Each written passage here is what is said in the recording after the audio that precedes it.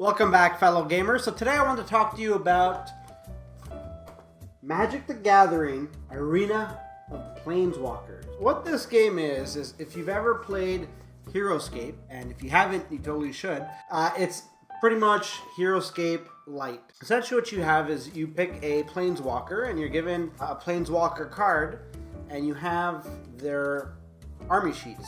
So what that does is that you as a Planeswalker need to come out on top against the other Planeswalkers. This is done by knocking out the other Planeswalkers, and you can play a few different variants where you amass points and so on and so forth. But in all honesty, when I've played this game, I've played it 4 or 5 times now, and we do it like once the Planeswalker's knocked out, like that's they're out, and you have to be the last one. So when we play like 4 or 5 players, we do a battle royale type thing, and we have our minions that we summon, and you do have your spells that you can summon, so there is some good use of the Magic IP in that sense. You win by rolling dice, casting spells, getting their other health points knocked down. So we'll look at beautiful Jace here.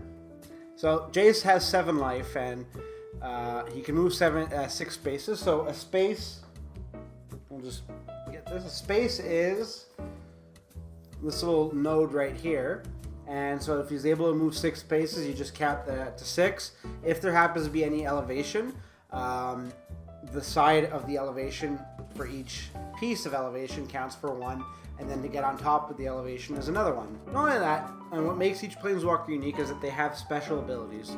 So look at the top card of your library. You may put that card on the bottom of your library. Use this ability only once per turn. Mind Stealer is at the end of Jace's turn. You may choose target Planeswalker within 4 clear sight spaces of Jace. Roll a 20-sided die. If you roll a 16 or higher, you control that Planeswalker and may use abilities, move, and attack with the Planeswalker. Afterwards, return control of the Planeswalker. Again, very similar to the hero sheets and army sheets in Heroscape. You also have the attack and defense, so you'll roll dice corresponding to the amount that's printed here. So if you have 5 attack, you roll 5 attack dice. Again, same as Heroscape.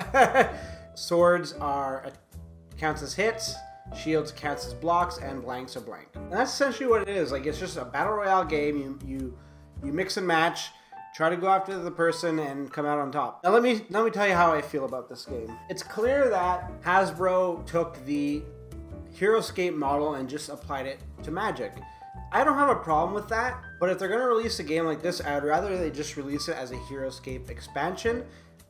Give us proper cards and some extra terrain pieces that we can integrate into Heroscape. And if you really wanted to make this a standalone game, well, include some real hex tiles. I mean, look at these pieces. They're pieces of cardboard. They can easily bend. They even have the shape of the old Heroscape pieces, and you even get those Heroscape. You even get a few Heroscape pieces. In addition, like, did they just have extra pieces lying around in storage, and they're just deciding to pack it in with this? It just doesn't make sense that they'd only include so few pieces. I find that the one-dimension leveling really takes away what made Heroscape great, which was the customizability that you had over your battlefield and exploration of 3-dimensional space. Here, yeah, there's a few spots where you can jump up, but really, like, you might as well just be playing on a pen and paper map. I really do wish that they included more plastic pieces and just give us a game board that we can assemble like that.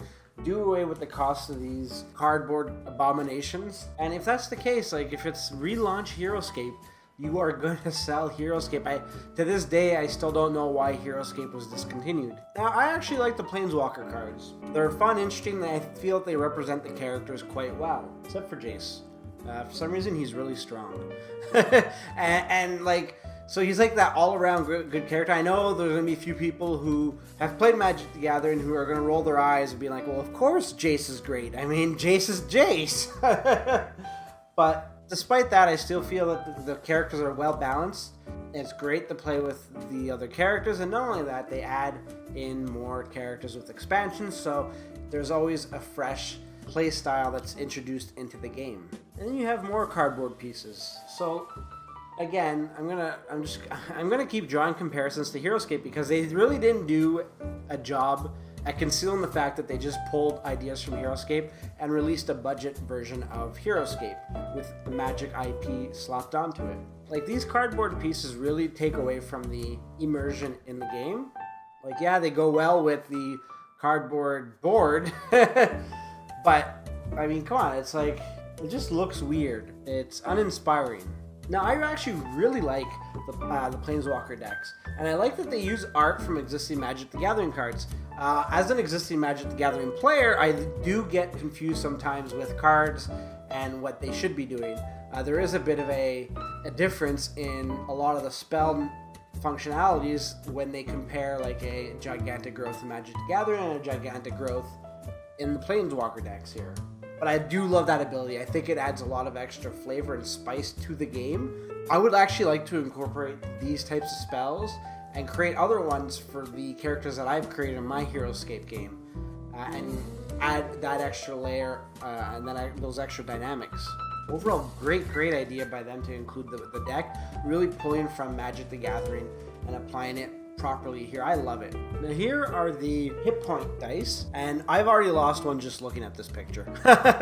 They are incredibly small. I got the camera fairly close up and snapped a picture, so do expect to lose them if you are playing with any sort of person who might knock these pieces off the table. They'll be very hard to find, but they are nice to hold, and they are great representations of a life total. I personally like the old Heroscape ones. It was very easy to just stack them. And in the back we have the special ability tokens that you place on the battlefield. Again, similar to Heroscape, where being on a square with one of those tokens will grant you that ability. And again, here are the dice that come with the game. Now, they're, again, similar to Heroscape, but they're not color-coded red and blue like the aforementioned game. Another thing I'm interested to see is if the ink on these dice will stand the test of time. One of the reasons I say that is because a lot of my dice for Heroscape are no longer readable. They're actually just blank dice that I've had to like scrawl into the dice, simply because the sweat from certain players' hands caused the ink to disappear. Haven't played enough with them just to know for certain if that will be replicated, but it is worth mentioning that Heroscape of old suffered that problem. And here are the army tokens. So as you can see, they're not actually bad quality. They actually seem quite nice, except for the Rhino. I don't know, is he smelling his armpit or something? There is a bit of a problem with the elemental cats. As you can see, the top part of it, or the front part of it is protruded a bit, and it doesn't cause the figure to lay flat on the game board. It is kind of annoying if you're OCD, but hey, what can you do? And I do believe these are paintable, so if you have that ability and that skill, go for it. Alright, and here's Jace. He hasn't seen the sun in a while, as you can tell by his gray skin. I mean, his cloak is painted nice. He integrates well into existing Heroscape, which kind of, for me, is what matters. But that paint could definitely be worked. Sadly, it's not the worst paint job. Now, if there was one figure that, if they could speak, they would ask to be killed and put out of their misery, it'd be Nissa. I don't even know what this is. It looks like she belongs in Star Trek Voyager. It's like a species they discovered in the Delta Quadrant. I don't know how this kind of gets greenlit. If you have the skills, repaint her. Make her look pretty, tell her she's good looking, make her feel good about herself, because she does not feel good about herself right now. I mean, Chandra's not that bad until you look at her forehead. Aside from that, her fire's done correctly. I like the red that they've used. I feel like her outfit's pretty much on point, painted well. Just the top of her head, and that goes into the mold, so hey, it was, I guess, a molding problem. And then there's Gideon with his like 1960s hairdo. Not really. The more I look at this, the less I like it. So let's just move on. And then there's Liliana. I guess she is supposed to be gray, and she isn't really portrayed that way. I don't believe. I mean, maybe the latest Liliana card a bit, but I'm willing to let this one go. It's I think the better of the bunch. And then finally, here is the storage for the game. So if you think that after taking everything out that you'll get it back in the box, good luck with that. Now this here is only the pieces. And by the way, the pieces, while they do fit in snugly into their plastic containers, it is tedious to find out which slot each one goes into. So have fun with that. That's another game you can play when when you're done. This here isn't including the game board pieces, the wall, and a few other tidbits. So I actually do not recommend trying to force this closed because you don't want to break or bend one of the plastic pieces. I would probably just store it in a tackle box. And let me just go back quickly here and look at these Planeswalker figures. I'm tapping them very lightly. I'm not trying to make a point. Well, I am trying to make a point, but I'm not trying to purposely influence the way these are portrayed. But look how easily they all bounce back and forth when you just touch them. They do not lay flat on the game surface. That is highly annoying. So I mean, there you have it. So I mean, that's my quick review of the components. It's, like I said, it's a fun game, but I would rather be playing Heroscape or Magic the Gathering. To be frank, if I'm playing with this game, like it's not a cheap game depending on where you get it. I paid $60 for it pretty much, so it wasn't cheap. I wanted to review it. I wanted to buy it because it combines two things that I love here: Heroscape and Magic the Gathering. They do come out with expansions fairly regular. So this one here was Battle for Zendikar with Ob Nixilis and Kiora. Now I will say this, is that they actually did a really good job painting Ob Nixilis, so maybe they're getting better, which I hope is the case. Kiora is not bad. My recommendation for you is to go out, look on Craigslist, go on eBay, buy a base game of Heroscape, and then get the figures for this somehow, or whether it's buying the game, if you can get it on discount, that's great, and just apply it to Heroscape and play that in and of itself. Heroscape's an amazing game with a rich selection of creatures and characters that you can choose from. But not only that, you can add this to an existing collection of custom builds that you might have done. And if you haven't, and you're saying, well, Jay, I would love to do that, but I don't have any custom characters. Well, two things is that there's great resources online for that. I will be doing a video on my custom creatures that I will gladly share the files with, so that you can print and play your characters and maybe integrate Magic the Gathering. If that's off the table for you and you kind of like wanting I just want to pick up the game and have fun with it, I would say give it a go if you can find it for a good price. I personally don't think I would purchase this again with the intent of just playing it straight. So for me, that's a skip.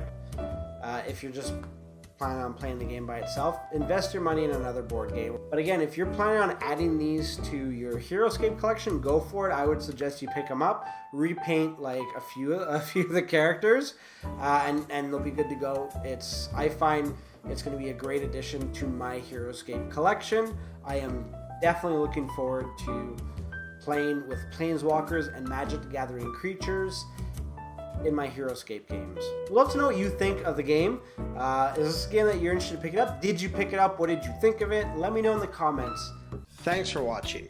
And don't forget to like and subscribe. It really helps the channel out. If you'd like to see more, click on one of the two videos that are there, or click on show more in the description below to see when and what we upload, as well as when we stream. And if you need an update on what exactly we're going to be streaming that week, don't be shy to hit us up in the comments or reach out to us on Twitter. We'll be more than happy to chat. Until next time, good gaming.